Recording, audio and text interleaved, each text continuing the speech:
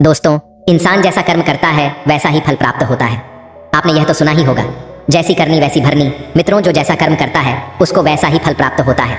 जिस व्यक्ति की जिस तरह की सोच होती है उसी के अनुसार उसके कर्म होते हैं, और जैसा उसका कर्म होता है उसे वैसा ही फल मिलता है। दोस्तों, यह कहानी बहुत ही ज्ञानवर्धक है। इसको सुनने के बाद मनुष्य को कर्मों का फल कैसे मिलता है पता चल जाएगा। नमस्कार दोस्तों, एक गुरु का आश्रम था। एक बार जब वह गुरु अपने शिष्य को उपदेश दे रहे थे, तब उसके आनंद नाम के शिष्य ने पूछा कि गुरुदेव, कर्मों का फल कैसे मिलता है और जरा समझाइए। तब गुरुदेव आनंद से कहते हैं, भंते, हमने अपने जीवन में जो कुछ भी पाया, जो कुछ भी खोया, वह इसी दुनिया का था और वह यहीं पर रह जाएगा। हमारे साथ कुछ भी नहीं जाएगा। हम खाली आए थे, हम बिल्कुल खाली जाएंगे। और जो लोग अपने मन से बिल्कुल खाली होकर जाते हैं, वास्तव में उनके अंदर ज्ञान का दीप जल जाता है। वो आगे चलकर दूसरे जन्मों में निर्वाण की स्थिति को प्राप्त कर सकते हैं। लेकिन उससे पहले तुम्हें इस जीवन की निरर्थक को समझना होगा। यहाँ पर कुछ भी पाना या कुछ भी खोना कोई मायने नहीं रखता। हर इंसान को बचपन के दिन प्रिय क्यों होते हैं? क्योंकि उस समय उसे कोई भी चिंता ही नहीं रहती। वह आज़ाद होता है, उसके मन में कोई लालसा नहीं होती। जिस काम में भी लग जाता है उसी में मग्न हो जाता है। लेकिन जैसे जैसे इंसान की आयु बढ़ने लगती है, वैसे वैसे उसकी इच्छाएं, उसकी कामनाएं दिन ब दिन बढ़ती जाती हैं। और इसीलिए अक्सर इंसान भविष्य की तैयारी में लगा रहता है या फिर अतीत के बारे में सोचता रहता है और वह वर्तमान में जीना भूल जाता है। वहीं अगर हम किसी छोटे बच्चे को देखें तो उसके लिए कोई भविष्य या कोई अतीत नहीं होता। उसके लिए तो बस वर्तमान होता है और इसीलिए वह वर्तमान में पूरा आनंदित होकर रहता है। गुरुदेव कहते हैं, भंते, आज मैं तुम्हें एक कहानी सुनाता हूँ जिससे तुम्हें पता चल जाएगा कि मनुष्य को उसके कर्मों का फल कैसे मिलता है। बहुत समय पहले की बात है। एक बहुत ही बड़ा प्रसिद्ध नगर था। उस नगर में एक राजा रहता था। वह राजा जब धीरे धीरे बूढ़ा होने लगा तो उसकी जो रानियां थीं वह उस राजा की उपेक्षा करने लगी थी। राजा रानियों की उपेक्षा को बर्दाश्त नहीं कर सका और वह चिंतित रहने लगा।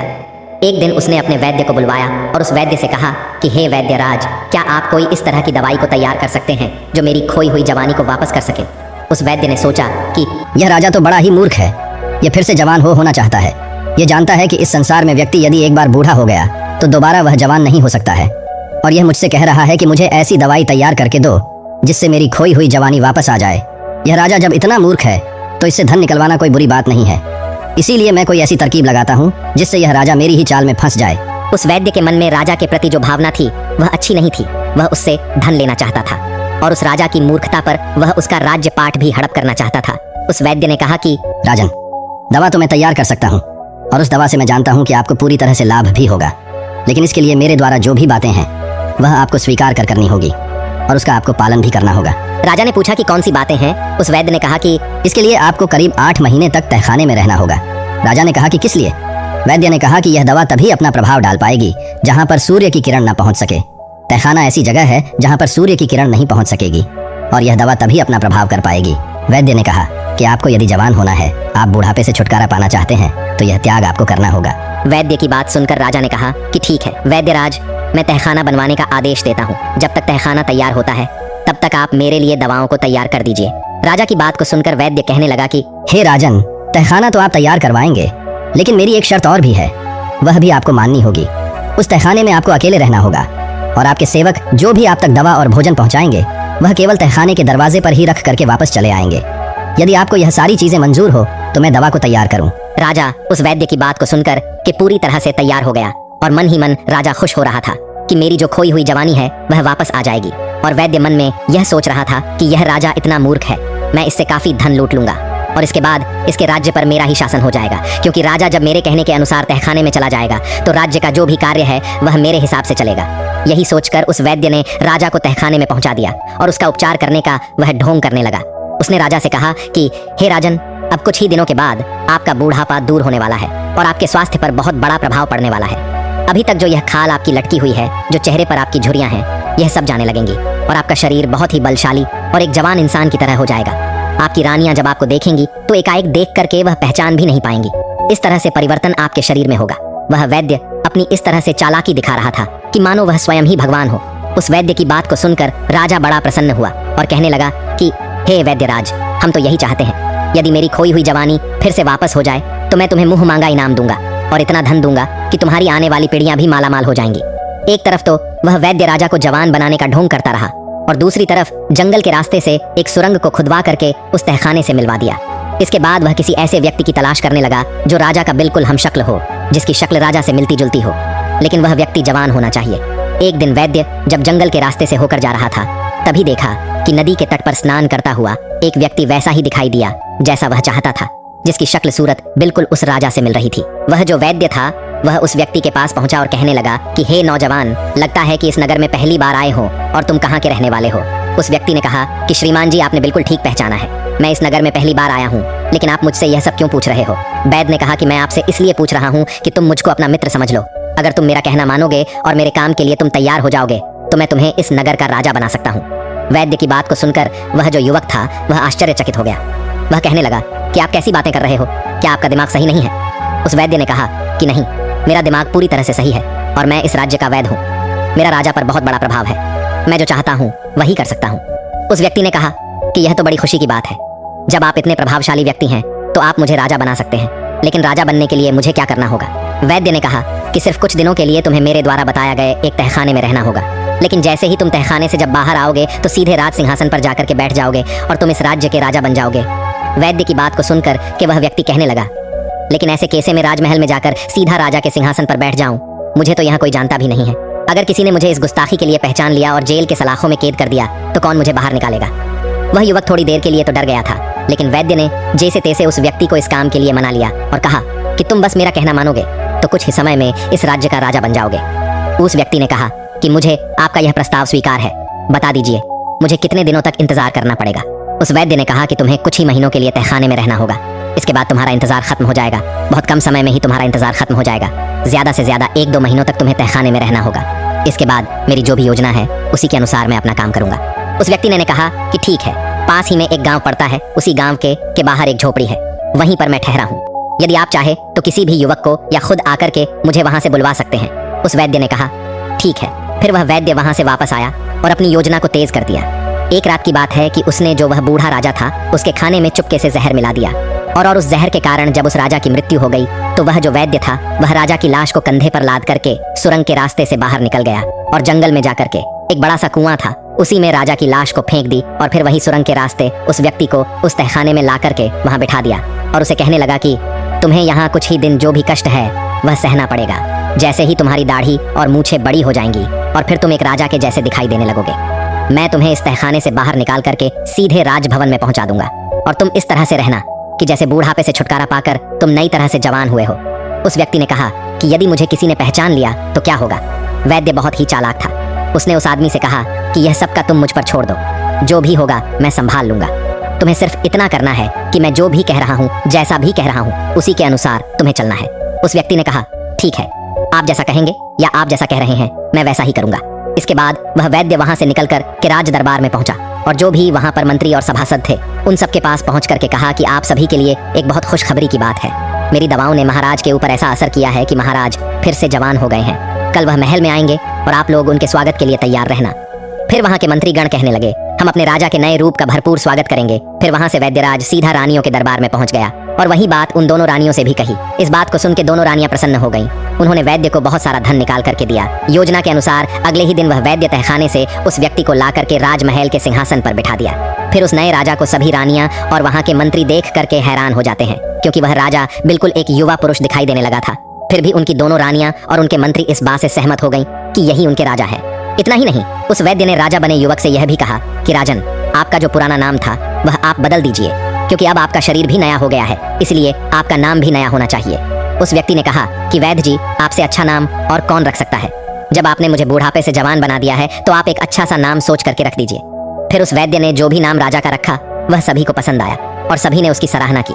अब एक नए नाम से वह राजा प्रसिद्ध हो गया था। उसी नए नाम से उस राजा की राजमहल में जय जयकार होने लगी। कुछ दिन तो राजा और जो वैद्य था वह सब एक दूसरे के इशारों पर चलते रहे, लेकिन परिस्थितियां उसके अनुकूल जब हो गईं और सब कुछ सामान्य हो गया तो उसने वैद्य की उपेक्षा करना शुरू कर दिया। यह देख करके वह वैद्य जो था वह बड़ा दुखी हो गया। एक दिन उसने एकांत में राजा से कहा कि राजन, सिंहासन प्राप्त करते ही मेरी उपेक्षा करना शुरू कर दिया। आपको याद है कि क्या वचन आपने मुझको दिया था। वह राजा कहने लगा कि कैसा वचन की बात कह रहे हो। वैद्य ने कहा कि मैं उसी वचन की बात कह रहा हूँ जो आपने मुझसे पहले वादा किया था। आप भविष्य में राजकाज मेरे ही आदेश के अनुसार चलाएंगे, लेकिन आप तो मुझसे कुछ भी नहीं पूछते हैं। राज कार्य में तो अब मंत्रियों के परामर्श से ही चलाते हो। फिर राजा ने उस वैद्य से कहा, तुम वैद्य राज्य हो, मंत्री नहीं, इसलिए तुम्हारा परामर्श लेना मेरे लिए आवश्यक नहीं है। इस बात को सुनकर वैद्य क्रोधित हो गया और चेतावनी भरे हुए स्वर में कहने लगा कि हे राजन, यह मत भूलिए कि इस सिंहासन पर मैंने आपको प्रतिष्ठित किया है। मेरे ही प्रयास के कारण आप इस राज्य के राजा बने हुए हो। फिर सिंहासन पर बैठे उस व्यक्ति ने कहा कि तुम झूठ बोल रहे हो, तुम कैसी बातें कर रहे हो, तुम मुझे राज सिंहासन पर बैठाने वाले कौन होते हो? यह राज सिंहासन मैंने अपने पूर्व जन्म के कर्मों से प्राप्त किया है। मैंने अच्छे कर्म किए, त्याग किया, तपस्या किया, और उसी का प्रमाण है कि मैं आज राजा बना हुआ हूँ। यह सिंहासन हमें अपने पूर्व जन्मों के तप के और त्याग के फल स्वरूप प्राप्त हुआ है। वैद्य ने कहा, यह आप कैसी बातें कर रहे हो? उस व्यक्ति ने कहा कि समय आने दो, सब कुछ पता चल जाएगा, और इसका प्रमाण भी तुम्हें मिल जाएगा कि मैंने कैसे अपने पूर्व जन्म के कर्मों के अनुसार इस राज्य के सिंहासन को प्राप्त किया है। राजा की बात को सुनकर वैद्य वहां से चला गया। वह मन ही मन राजा को कोसने लगा कि धोखेबाज कहता है, उसके पूर्व जन्म के तप के स्वरूप सिंहासन उसे मिला है। समय आने दो, मैं देख लूंगा कि तेरे तप और त्याग का कैसा तुमको परिणाम मिला है। धीरे धीरे समय बीतता गया। एक दिन राजा नाव में विहार करने के लिए अपने मंत्री और उस वैद्य के साथ नदी के किनारे पहुंचा। वहां उसने नदी के जल में बहते हुए 4 कमल पुष्प देखे। फिर उसने आदेश देकर वह चारों फूल नदी में से निकलवाए। फिर ध्यान से उन्हें देखता हुआ कहने लगा, आश्चर्य, यह फूल तो बिल्कुल सोने के लगते हैं। जीवन में मैंने कभी इतने अद्भुत कमल के फूल नहीं देखे। उसने कहा कि हाँ राजन। मंत्री ने भी राजा की सहमति जताई। ऐसे फूल तो मैंने पहली बार देखे हैं। देखिए तो इनमें कैसी सुंदर पीली पीली किरणें निकल रही हैं। इन्हें तो आपको अपने सरोवर में लगवाना चाहिए। राजा ने वैद्य की ओर इशारा करते हुए कहा कि वैद्यराज, आप तो वनस्पति शास्त्र के बहुत ही गहरे जानकार हैं। बहुत सी जड़ी बूटियों को आप देखते ही पहचान लेते हैं कि यह कौन सी जड़ी बूटियां हैं, और जा करके उस स्थान का पता तो लगाइए जहां से यह फूल नदी में बह करके आए हैं, और यदि हो सके तो इनके कुछ बीज भी ले आइएगा। मैं इन्हें अपने सरोवर में लगवाना चाहता हूँ। कोई और अवसर होता तो वह वैद्य जाने से मना कर देता, किंतु इतने मंत्रियों की उपस्थिति में वह कैसे इनकार कर सकता था? यदि इनकार करता तो उसकी योग्यता पर प्रश्न चिन्ह लग जाता। सब यही सोचते कि इस वैद्य को वनस्पति शास्त्र का कोई भी ज्ञान नहीं, यह वैद्य तो केवल पाखंडी है, इसे कुछ भी मालूम नहीं है। इस तरह से कि उसकी हंसाई न हो जाए, यही सोच करके वह वैद्य तैयार हो गया। नदी के बहाव के विपरीत दिशा में चलता हुआ वैद्य उस नदी के स्थल पर पहुंचा जहां उसने एक बहुत पुराना ऐसा मंदिर देखा जो खार में तब्दील हो चुका था।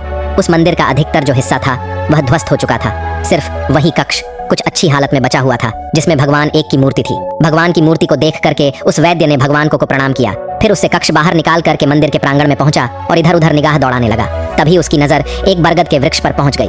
वह बरगद का पेड़ बहुत ही विशाल था। नदी के किनारे वह उगा हुआ था। उसकी कुछ शाखाएं तो नदी के जल के ऊपर फैली हुई थीं।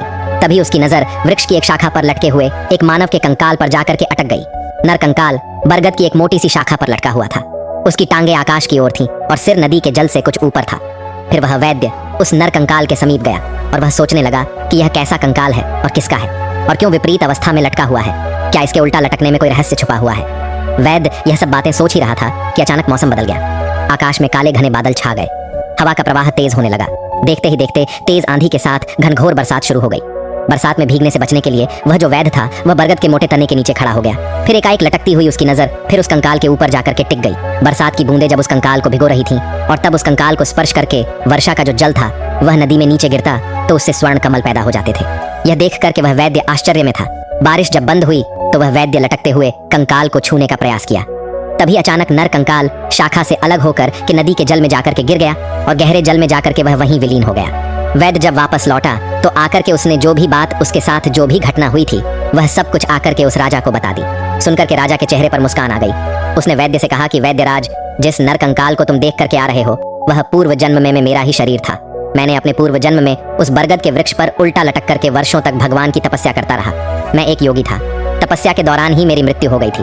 वर्षों तक उल्टा लटके रहने के कारण मेरा शरीर सूख गया था और मेरा शरीर नर कंकाल में तब्दील हो चुका था, और अब तो वह नर कंकाल भी शेष नहीं रहा। अच्छा हुआ जो मेरे पूर्व शरीर को मुक्ति मिल गई।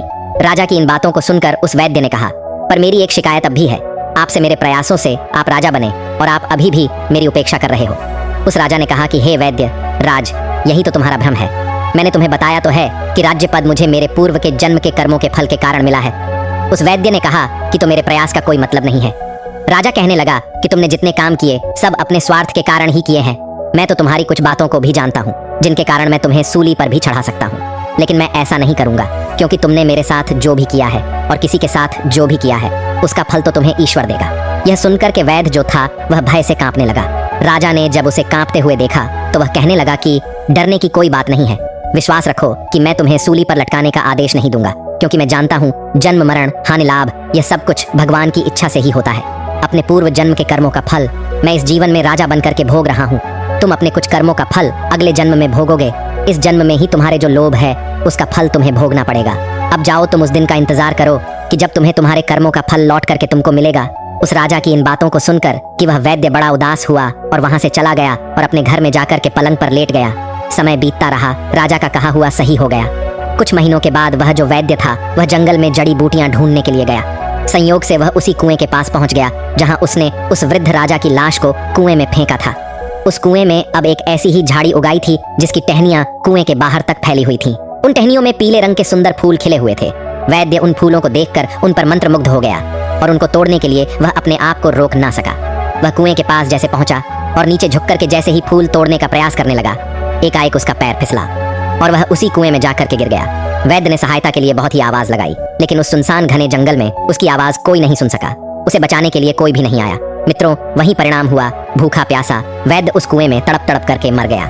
मनुष्य को अपने बुरे और अच्छे कर्मों का फल प्रत्येक मनुष्य को एक एक न एक दिन भोगना पड़ता है। इसलिए हर व्यक्ति को अपने जीवन में हमेशा अच्छा करना चाहिए। ना तो किसी का बुरा सोचना चाहिए और ना तो किसी के साथ बुरा करना चाहिए और ना ही किसी को कष्ट देकर रुलाना चाहिए।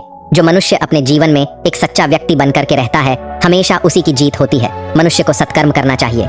सभी व्यक्तियों का मान सम्मान, यश कीर्ति सत्कर्म से ही प्राप्त होगी और सदाचार से ही प्राप्त होंगी। यही मनुष्यों का सच्चा और अच्छा जीवन होता है। हर व्यक्तियों को अपने जीवन में इसी राह पर चलना चाहिए। मुसीबत से घिरे रहते हैं। इस तरह गुरुदेव ने आनंद को यह पाठ पढ़ाया। उम्मीद करता हूँ आप लोगों को यह कथा पसंद आई होगी। तो दोस्तों, कैसी लगी आपको ये कहानी, आप हमें कमेंट सेक्शन में जरूर बताना और अच्छी लगी हो तो इस चैनल को सब्सक्राइब जरूर कर लेना। तो चलिए मिलते हैं ऐसी ही कोई नई कहानी में। एक समय की बात है, गांव से कुछ दूर एक जंगल में एक महात्मा का आश्रम था। वह बहुत ज्ञानी थे। उनसे लोग दूर दूर से ज्ञान प्राप्त करने आते थे। एक दिन वह महात्मा उपदेश दे रहे थे। तभी उनके एक शिष्य ने पूछा, गुरुदेव, मैं यह जानना चाहता हूँ, मनुष्यों को पूर्व जन्म का कर्ज भी चुकाना पड़ता है और मृत्यु के बाद मनुष्य की आत्मा अपने साथ वह कौन कौन सी चीजें हैं जो साथ लेकर जाती है तथा उन सभी का प्रभाव मनुष्य की मृत्यु के बाद किस तरह से रहता है। महात्मा ने कहा, भंते, आज आपने जो प्रश्न किए हैं वह समस्त मानव जाति के कल्याण हेतु अत्यंत महत्वपूर्ण है। यह सत्य है कि मनुष्य को अपने पूर्व जन्म का कर्ज अवश्य ही चुकाना पड़ता है और मृत्यु के बाद भी कुछ ऐसी चीजें हैं जो आत्मा के साथ में ही रहती है और उनका प्रभाव मनुष्य के दूसरे जन्म पर भी पड़ता है। तब शिष्य ने पूछा, गुरुदेव, वह कौन सा कर्ज होता है जो अगले जन्म में भी चुकाना पड़ता है और वह कौन सी चीजें हैं जो अगले जन्म में भी प्रभाव डालती है। फिर महात्मा ने कहा, आज मैं आपको इसी विषय में एक कथा सुनाता हूँ। आप इस कथा को ध्यान लगाकर पूरा सुनोगे तो आपको आपके सभी प्रश्नों के उत्तर अवश्य मिल जाएंगे। आगे महात्मा कहते हैं, एक समय की बात है, किसी नगर में संतोष नाम का एक ब्राह्मण रहता था और उसकी पत्नी का नाम शकुंतला था। वह अत्यंत गरीब घर में जन्मा था, लेकिन वह अत्यंत बुद्धिमान और मेहनती था। जब वह निर्धन था तब उसे धन की अधिक लालसा नहीं थी, लेकिन अपनी मेहनत के जोर पर जैसे जैसे उसके पास धन का संग्रह होने लगा तब वह दिन रात उस धन को बढ़ाने की चिंता में डूबा रहता था। उसकी पत्नी रूपाली भी धन की अत्यधिक लालची स्त्री थी। आप तो जानते ही हैं कि धन की लालसा ऐसी होती है जो बढ़ते धन के साथ साथ बढ़ती ही जाती है। संतोष अब ऐसा सोचता था कि काश उसे कोई ऐसी युक्ति मिल जाए जिससे कुछ ही दिनों में धन में हजारों गुना बढ़ोतरी हो जाए। पहले वह धन को चंचल और हाथ का मैल समझता था और कहता था, धन का क्या है, वह तो हमेशा आता जाता रहता है। लेकिन तब वह मूर्ख था। अब उसकी आंखें खुल गई थीं और वह धन का अत्यधिक संग्रह करने लगा। उस धन से दान धर्म आदि करने लगा तथा वह साधु और मेहनतों की सेवा में लगाता था। पहले उसकी ईश्वर में बड़ी ही श्रद्धा थी, किंतु समय बीतने के साथ साथ धन के लालच की भड़कती हुई ज्वाला ने उसके अन्य सभी सद्गुणों को भी जला दिया। धन की लालसा ने उसकी अंतरात्मा को हमेशा के लिए नष्ट कर दिया। पहले जब भी संतोष के द्वार पर कोई साधु महात्मा आते तो उसका मुख फूलों की तरह खिल उठता था, परंतु अब आदर सत्कार के समय मुख पर निराशा और मायूसी ही रहती थी। एक बार की बात है, संध्या का समय था। संतोष के द्वार पर एक साधु आकर रुके और बोले, हे पुत्र, मैं एक यात्री हूँ और आगे हरिद्वार को जाना है। आज की रात बिताने के लिए साधु को स्थान मिल जाए तो अच्छा होगा। मैं बड़ी ही आशा से आपके द्वार पर आया हूँ। उस साधु का मुख संतोष की मूर्ति था, आंखों में अमृत और मुंह में शहद सी मिठास, जिस कारण से संतोष का हृदय भक्ति भाव से भर गया। वह उन्हें प्रणाम करते हुए बोला, जरूर महात्मा जी, आपकी सेवा करना तो मेरा परम धर्म है। तब वे साधु मुस्कुराते हुए कहते हैं, बेटा, आजकल के समय में तुम्हारे जैसे भक्ति भाव वाले पुरुष बड़ी मुश्किल से ही मिलते हैं। इस संसार से धर्म का भाव ही जैसे उठ गया है। इस प्रकार से साधु के मुख से अपनी प्रशंसा सुनकर संतोष का हृदय खिल उठा। उसको ऐसा प्रतीत हुआ मानो उसे स्वर्ग में ही स्थान मिल गया हो। उसके होठों पर शब्द आ ही गए थे, लेकिन उन्हें दबा दिया और उनसे कहा, महाराज, अगर हम आप जैसे संतों की सेवा नहीं करेंगे तो इस मानव जीवन का क्या लाभ। ऐसा कहते हुए संतोष उन महात्मा को अपने घर के अंदर ले गया। जब उन्होंने घर में प्रवेश किया तब संतोष ने उनके स्वागत सत्कार में कोई कमी नहीं छोड़ी। खाने के लिए स्वादिष्ट भोजन बनवाया, नाना प्रकार की मिठाई बनवाई। उसके बाद दाल और सब्जियों में इतना घी डाला जैसे नदी की धारा में जल बहता है। भले ही संतोष उन महात्मा को इतने पौष्टिक आहार देने के पक्ष में नहीं था, लेकिन महात्मा की बातों में कुछ ऐसी शक्तियां थीं कि उसके वर्षों पुराने विचार चंद पलों में बदल गए। जैसे सूखी धरती पर एक दिन की बारिश से हरियाली छा जाती है। इस भक्ति भाव से महात्मा का दिल खुश हो गया। रात भर बातें होती रही, ज्ञान और भक्ति की चर्चाएं चलती रहीं। अंत में संतोष ने पूछा कि महात्मा जी, आप साधु कैसे बने? साधु ने हंसकर उत्तर दिया, बेटा बुढ़ापा आ गया है, अब क्या सारी उम्र गृहस्थी में ही फंसा रहूंगा? कुछ हरि भजन भी तो करना चाहिए। ईश्वर कृपा से बहुत धन कमाया है, मेरे 3 पुत्र हैं और एक कन्या भी है। अब सारी धन दौलत उन्हें बांट दी है और अब तीर्थ यात्रा को जा रहा हूँ। फिर कुछ समय के पश्चात संतोष ने साधु की तरफ देखा और पूछा, तो क्या आपने अपना सब कुछ बच्चों को दे दिया या अपने पास भी कुछ रखा है? तभी साधु ने उत्तर दिया, बेटा मेरे हाथ में जो यह लाठी देख रहे हो, यह अंदर से खोखली है। इसमें मैंने 400 स्वर्ण मुद्राएं डाल रखी हैं। यात्रा में कभी कभी धन की आवश्यकता भी पड़ जाती है। ये कहते कहते साधु को नींद लग गई, लेकिन संतोष की आंखें जाग रही थीं। ये सारी बातें उसकी पत्नी रूपाली ने भी सुनी ली थी। अब रात्रि का पहला पहर बीत गया था। वह बार बार महात्मा की लाठी को देख रहा था और मन ही मन कुछ सोच रहा था। अब उसके अंदर लोभ लालच की माया का संचार हुआ, किंतु उसकी अंतर आत्मा इस घृणित कार्य को करने से रोक रही थी। लेकिन वही मन की दुरात्मा स्वर्ण मुद्राएं पाने की जिद पर अड़ गई। कुछ समय तक इस संघर्ष में ही उसके मन का बुरा हाल हो चुका था कि तभी उसकी पत्नी उसके पास आकर बैठ जाती है और कहती है, स्वामी आप किस गहरी चिंता में डूबे हैं? क्या आप भी वही कुटिल मंशा से सोच रहे हैं जो मैं सोच रही हूँ? इस महात्मा ने तो अपनी खूब सेवा करवा ली है, अब इन्हें कुछ तो हर्जाना भरना पड़ेगा। तब संतोष कहता है, शकुंतला मेरे मन में बड़ी ही दुविधा हो रही है। हमारा कर्तव्य है कि अतिथि की सेवा करें, किंतु अगर हम इनके धन को चुराते हैं तो पाप होगा। शायद हमें ऐसा नहीं करना चाहिए। तब उसकी पत्नी कहती है, अजी आप कैसे फिजूल की बातें कर रहे हो? इस महात्मा की उम्र ढल चुकी है और क्या पता कब यह लुढ़क जाए। वैसे भी अब यह अनाथ है और अपना अंतिम समय बिताने के लिए हरिद्वार जा रहे हैं। आप अपने मन को मत रोको और इन स्वर्ण मुद्राओं को ले लो। मुझे लगता है ईश्वर भी यही चाहते हैं, इसी कारण से यह महात्मा यहाँ पधारे हैं और जो बात सबसे गुप्त रखनी चाहिए उसे ही आपको बता दी है। तब संतोष कहता है, ठीक है। अंततः लोभ ने धर्म को हरा दिया। संतोष ने लाठी उठाई पर उसके हाथ पैर कांप रहे थे। उसकी अंतरात्मा ने एक बार फिर से बड़बड़ाना शुरू किया, लेकिन लोभ के दृढ़ हाथों ने उसे दबा दिया। तभी संतोष और शकुंतला ने लाठी खोली और उसमें से स्वर्ण मोहरों को निकाल लिया और उनकी जगह सामान्य लोहे के सिक्के भर दिए। अगले दिन सुबह महात्मा संतोष और उसकी पत्नी की विनम्रता पूर्वक आज्ञा लेकर स्नान आदि करके अपनी अगली यात्रा के लिए तैयार हो गए। किंतु अभी भी संतोष का दिल धड़क रहा था। उसे डर था कि कहीं साधु को शक ना हो जाए। इस ख्याल से उसका चेहरा पीला पड़ता जा रहा था, लेकिन महात्मा को इस बात की कोई खबर ही नहीं थी। वह तो हंसते हुए बातें कर रहे थे और रात की मेहमान नवाजी के लिए बार बार धन्यवाद दे रहे थे। अपितु जाते समय संतोष ने कहा, महात्मा जी मेरे यहाँ संतान नहीं है, कृपया भगवान से प्रार्थना करें कि उनके जैसी ही हमारे यहाँ संतान हो जाए। वैसे तो हम पापी हैं, हमारी प्रार्थना ओए का कोई असर नहीं हो सकता, किंतु आप तो महात्मा हैं, भगवान आपकी बात जरूर सुनेंगे। तभी मंद मुस्कान के साथ महात्मा ने उत्तर दिया, सुनेंगे या नहीं यह तो वही जाने, लेकिन मैं तुम्हें आशीर्वाद देता हूँ कि भगवान तुम्हें संतान दे। इतना कहकर वे महात्मा वहां से चले गए। अब जैसे संतोष के सिर से एक बड़ा बोझ हट गया था। उसे ऐसा लगा जैसे महात्मा के जाने के साथ ही उसके दिल से एक पत्थर हट गया हो। किंतु वे दोनों पति पत्नी इस चोरी के फल से नहीं बच सकते थे। यह बात संतोष का मन और मस्तिष्क भी अनुभव कर रहा था, परंतु वह इस चोरी के प्रकट होने से बहुत डरता था। चोरी का प्रकट होना प्रत्यक्ष था, किंतु उसका फल भविष्य के किसी पर्दे में चुपचाप छिपकर सही अवसर की प्रतीक्षा में था। मनुष्य वर्तमान समय के सामने भविष्य की परवाह नहीं करता है। वहीं दूसरी ओर जब वह महात्मा हरिद्वार पहुंचे तो उनका हृदय अत्यंत प्रसन्न हो गया। यहाँ साधु संतों को देखकर ऐसी प्रसन्नता हुई मानो उन्हें सभी देवताओं के साक्षात दर्शन हो गए हों। उनका मन ईश्वर भक्ति में लीन हो गया। फिर रात को महात्मा वहीं संतों के साथ आश्रम में सो गए।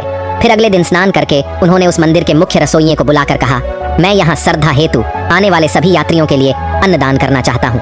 यही एक इच्छा मेरी बाकी है।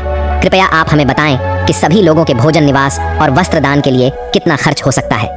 तभी उस व्यक्ति ने कुछ हिसाब करते हुए बताया कि महाराज अन्नदान निवास और वस्त्रदान और अन्य सभी प्रकार के कार्यों के लिए कुल 300 स्वर्ण मुद्राएं लग सकती हैं तथा 20-30 से कम अधिक लग सकती हैं। क्या आपके पास इतना ज्यादा और पर्याप्त धन है? महात्मा ने कहा, ठीक है, मैं इसका प्रबंध करता हूँ। महात्मा ने कहा, आप बस कल के सभी कार्यक्रमों का आयोजन करो। कहकर वे गंगा स्नान के लिए चले गए। फिर अगले दिन उनके कहे अनुसार उस रसोइये ने पूरा आयोजन किया। हरिद्वार के परिसर में बड़ी ही धूमधाम और खुशी के साथ अन्नदान, वस्त्रदान, भजन आदि कार्यों को संपन्न किया। वहां मौजूद सभी लोग देखकर खुशी से कहने लगे, महात्मा स्वयं गरीब होकर कितने उदार हैं और जिनके पास धन की कोई कमी नहीं होती। वे व्यर्थ के दिखावे में लुटा देते हैं, परंतु धर्म की राह पर एक कौड़ी भी खर्च नहीं करते। यह एक नेक दिल मनुष्य है जिसने अपना धर्म समझा और धर्म के सामने धन का मोह नहीं देखा। अपनी प्रशंसा सुनकर महात्मा की खुशी का कोई ठिकाना न रहा। उनका हृदय आनंद से प्रसन्न हो रहा था, किंतु दूसरी ओर उसका भाग्य रो रहा था। जब संध्या हुई, महात्मा ने अपने कमरे का दरवाजा बंद किया और लाठी को खोलकर देखा तो लाठी के अंदर लोहे के सिक्कों को देखकर उसका हृदय कांप गया। उसे ऐसा प्रतीत हुआ मानो वह कोई भयानक स्वप्न देख रहे हो। उसे अपनी आंखों पर यकीन नहीं हो रहा था। वह चाहते थे कि यह स्वप्न जल्द से जल्द टूट जाए, पर यह कोई ऐसा स्वप्न नहीं था जिससे नींद खुल जाए। उसने बार बार अपनी आंख मलमल कर देखा, पर सिक्के वहीं थे, लोहे के, अब उस महात्मा को थोड़ी ही देर में रसोइये को हिसाब करके उनका धन लौटाना था। उसने सोचा अब क्या होगा। अपमान की छवि उसकी आंखों के सामने खींच गई। वह कहने लगा, हे प्रभु, आप मुझे क्षमा करें। महात्मा कांपते हुए खड़े हो गए। उन्हें अपमान का ख्याल अपमान से भी ज्यादा डरावना लग रहा था। अब उनमें इसे सहन करने की शक्ति नहीं थी। वे कुछ देर तक सोते रहे और उन्होंने अचानक से दरवाजा बंद कर लिया और साथ ही उम्मीदों के द्वार भी बंद हो गए। महात्मा ने चारपाई की रस्सियों को निकाला और उन्हें छत से लटका दिया। अब मौत दरवाजे पर खड़ी थी कि तभी महात्मा की अंतरात्मा ने उपदेश दिया। दिमाग ने भी सलाह दी कि यह तुम क्या कर रहे हो, आत्महत्या सबसे बड़ा निंदनीय कर्म है, ऐसा मत करो। पर निराशा ने हर तरफ से हरा कर रख दिया। महात्मा का चेहरा मृत व्यक्ति की तरह सफेद पड़ गया था। तब उसने चारपाई पर खड़े होकर अपनी गर्दन में फंदा डाला और कांपते हुए पैरों से चारपाई को ठोकर मार दी। वह महात्मा फांसी पर झूल गए और उसकी मौत हो गई। जहां सुबह बहुत सुखपूर्वक और शांत थी, लेकिन किसे पता था कि शाम इतनी दुखद होगी। कुछ ही समय बाद यह घटना का चारों ओर फैल गई। यह सब देखकर उस रसोइये ने ही महात्मा का अंतिम संस्कार किया और फिर से भगवान का नाम लेकर अपने काम में लग गया। वो महात्मा तो मर गए, लेकिन उनका आशीर्वाद अभी भी जीवित था। 1 साल के भीतर ही वह चोर ब्राह्मण संतोष के घर में एक पुत्र का जन्म हुआ। इस अवसर पर संतोष ऐसे प्रसन्न था मानो सारे संसार का धन उसे मिल गया हो। अब तो अंधेरे घर में प्रकाश छा गया था। उसके पैर धरती पर ना पड़ते थे। उसने बालक का नामकरण संस्कार बड़ी ही धूमधाम से किया। इस उत्सव के अवसर पर एक नगर भोज दिया गया। उस दिन संतोष ने अपनी सारी जिंदगी की कंजूसी निकाल दी और धन को पानी की तरह बहाया और बालक का नाम संकेत रखा गया। संकेत बहुत ही सुशील और भगवान का उपासक बालक था। उसकी तीक्ष्ण बुद्धि देखकर आश्चर्य होता था। लोग कहते थे कि यह कुल का नाम बढ़ाएगा। संतोष यह सुनकर फूला न समा आता था। इसी प्रकार 5 वर्ष बीत गए। संकेत शिक्षा ग्रहण करने हेतु आश्रम में गया। वहां भी उसके गुणों का विकास होने लगा। वह हमेशा अपनी कक्षा में प्रथम आया करता था। संतोष यह देखकर ईश्वर को धन्यवाद करता था, लेकिन कभी कभी जब उसे उस महात्मा के साथ अपने दुर्व्यवहार की याद आती तो उसके दिल में चुभन होती और उसकी आत्मा पर एक अनजाना सा डर छा जाता था। उसे बार बार अपने ऊपर गुस्सा आता था। वह अक्सर मन ही मन दुखी होते रहता और मन ही मन कहता कि मेरी बुद्धि कैसी खोटी थी, मैंने ऐसी मूर्खता क्यों की। लेकिन बीता हुआ समय उसके हाथ में नहीं आ सकता था। उसने स्वर्ण की 400 मोहरों को एक लाल वस्त्र में बांधकर संदूक में रख दिया और यह निश्चय किया कि वह उस महात्मा को वापस दे देगा। फिर उसने महात्मा की खोज शुरू कर दी। कई लोगों को भेजा, लेकिन वह उस महात्मा तक नहीं पहुंच सका। इतना समय बीत गया कि अब संतोष उस घटना को भूल गया, परंतु स्वर्ण मुद्राएं अभी भी एक लाल वस्त्र में लिपटी हुई उसी संदूक में पड़ी थी। समय गुजरता गया और संकेत अब 21 वर्ष का हो गया था। साथ ही उसे एक बीमारी ने जकड़ रखा था और संकेत के इलाज में काफी धन का खर्च हो रहा था। फिर एक दिन अचानक संतोष अपनी पत्नी शकुंतला और बेटे संकेत के साथ हरिद्वार के लिए निकल पड़ा। वहां पहुंचकर वे एक आश्रम में ठहरे। वहां संतोष को पता चला कि उनके बेटे संकेत का व्यवहार साधुओं जैसा हो रहा है। उसके अंदर वैराग्य आ रहा है। वह दिन रात साधुओं के डेरे में समय बिताता और जब भी किसी दीन दुखी या गरीब को देखता तो उसकी मदद करता था। इसे देखकर संतोष बहुत परेशान होता था, पर वह कुछ कर नहीं पाता था। संकेत उसकी इकलौती संतान थी। उसका मुख देखकर संतोष का क्रोध शांत हो जाता था। वह बहुत सोचता था, परंतु संकेत के इस स्वभाव का कारण उसे समझ में नहीं आता था। फिर दूसरे दिन संध्या के समय संतोष भजन कर अपने आश्रम की तरफ लौट रहा था कि रास्ते में एक बूढ़ा आदमी उसे रोता हुआ मिला। तब संकेत ने आश्चर्य से पूछा, भाई रोते क्यों हो? तब वह बूढ़ा आदमी कहने लगा, बेटा क्या कहूँ, कहते हुए लज्जा आती है। अगर तुम जानना ही चाहते हो तो सुनो, मैं गंगा जी में डूबकर अपना जीवन समाप्त करने जा रहा हूँ, क्योंकि मुझे व्यापार में घाटा हुआ है और मेरे सिर पर बहुत सारा कर्ज है। संकेत कहता है, पर यह तो छोटी सी बात है। उस बूढ़े व्यक्ति ने अजीबोगरीब नजरों से संकेत की ओर देखते हुए कहा, मुझे अपना कर्ज चुकाना है, नहीं तो मेरे पास आत्महत्या करने के अलावा कोई विकल्प ही नहीं है। तब संकेत कुछ देर तक चुप रहा। यह मौन उस दुर्भाग्यशाली बूढ़े व्यक्ति के लिए एक उम्मीद बन रहा था। उसके आंसू थम गए और फिर संकेत ने पूछा कि महाराज, आपको कितने धन की आवश्यकता है? कृपया आप हमें बताएं दोस्तों। जब इंसान निराश हताश होता है तब उसे हर कदम पर उम्मीद नजर आती है। उस बूढ़े व्यक्ति ने हिसाब लगाकर जवाब दिया और कहा कि मेरे सिर पर लगभग 400 स्वर्ण मुद्राओं का कर्ज है। संकेत फिर से कुछ देर के लिए चुप रहा। फिर उसने कहा, महाराज आप चिंता मत करो, आप बस इसी गंगा के तट पर मेरी प्रतीक्षा करो। मैं बस अभी वापस आता हूँ। आपके लिए मैं कहीं से धन का संग्रह करके लाता हूँ। तब बूढ़े आदमी ने कहा, बेटा यहीं पास में ही मेरी एक धर्मशाला है, तुम वहीं आ जाओ। उसी समय संकेत भागते हुए वापस आश्रम में आ पहुंचा। उस समय उसके हृदय में हलचल सी मची हुई थी। उसका चित्त व्याकुल था। वह चाहता था कि जितनी जल्दी हो सके बूढ़े बाबा का संकट दूर कर दे। उसे दिव्य शक्ति ने विश्वास दिला दिया था कि इस बूढ़े बाबा की सहायता करना मेरा धर्म है। वह एक विशेष भावुकता के साथ अपने आश्रम पर पहुंचा। तब उसके माता पिता कहीं बाहर गए हुए थे। अब संकेत का रास्ता साफ हो गया था। उसने संदूक पर जो ताला लगा हुआ था उसे एक पत्थर से तोड़ दिया। फिर संदूक को खंगालना शुरू कर दिया। निराशा ने अपनी जगह बना ली थी, लेकिन आशा ने बंधन बांध दिए थे। तभी अचानक आशा की एक किरण नजर आई। संकेत के हाथ में वह लाल वस्त्र आ गया। उसने उसे कांपते हाथों से खोला और उसका दिल कमल की तरह खिल उठा। उस रुमाल में पूरी 400 स्वर्ण मुद्राएं थीं। यह वही सोने की मुद्राएं थीं जिन्हें संतोष ने कभी एक महात्मा से चुराया था। जब मुद्राओं की गिनती की तो वे पूरी 400 ही निकली। संकेत का दिल प्रसन्नता से भर गया। उसने वह मुद्राएं अपनी जेब में डाली और वस्त्र को वापस संदूक में रख दिया और अति उत्साह के साथ उसी बूढ़े बाबा के पास जा पहुंचा और उन्हें वह मुद्राएं दे दी। दोस्तों, हर व्यक्ति को पूर्व जन्म का कर्ज चुकाना ही पड़ता है। यह बूढ़े बाबा वही रसोइये हैं जिन्होंने उस महात्मा का अन्नदान और भंडारे का आयोजन किया था, किंतु उनके आत्महत्या करने के कारण इनके ही धन की हानि हुई थी। और संकेत वही महात्मा है जो संतोष के घर में जन्म लेकर अपना कर्जा चुकाकर मुक्त हुआ है। दोस्तों, अब आगे सुनो। होनी को कुछ और ही मंजूर था। जब संकेत वापस लौटा तो उसके मन में एक अनोखी शांति थी, मानो कि उसका जन्म इसी कार्य को पूर्ण करने हेतु हुआ था। अब उसकी बीमारी ने उसके ही प्राणों की आहुति ली।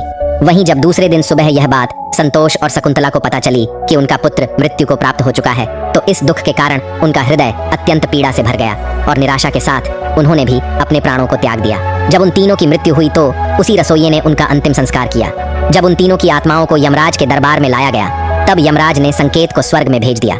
वहीं दूसरी ओर संतोष और उसकी पत्नी शकुंतला को घोर नरक में डाल दिया। तत्पश्चात उन दोनों को ही अपाहिज बनाकर धरती लोक पर कुत्ते के रूप में जन्म देकर वापस भेज दिया।